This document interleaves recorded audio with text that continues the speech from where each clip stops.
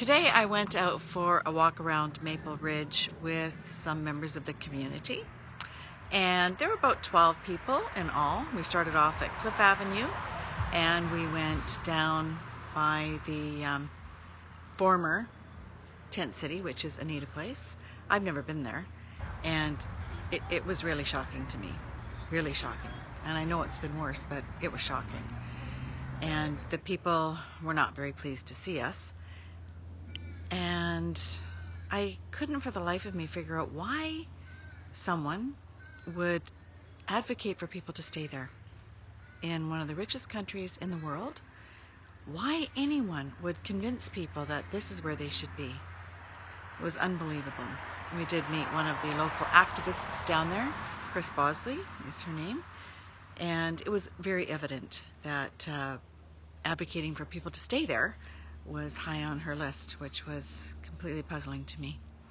We also ran into Ivan Drury when we were up on Cliff Avenue, again talking to young people and I guess encouraging them to just stay.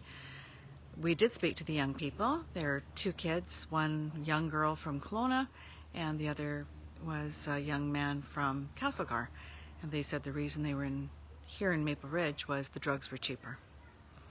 So we did find evidence that there are people from out of town here in Maple Ridge.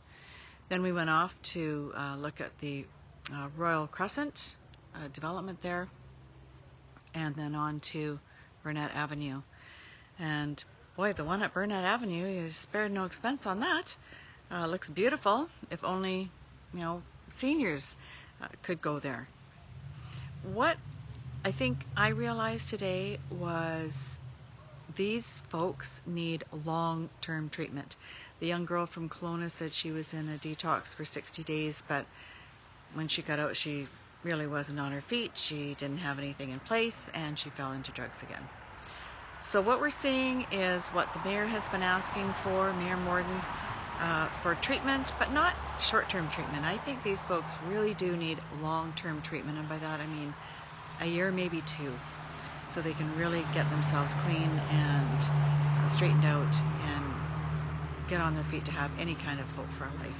It was very sad to see this happening. And for anyone to advocate just for a home over their head, it's obvious they don't really understand. Although I'm sure they're convinced that this is the right thing to do. So, yeah, citizens on patrol. That's what we did today. Well, I just suggested to have a walk today because I thought a lot of people would like to see what's actually going on in this town. We started off on Cliff Avenue where a lot of the drug deals happened during the day, and just moved on to Tent City, up to Royal Crescent, and to Burnett Street, just to let people know what's going on.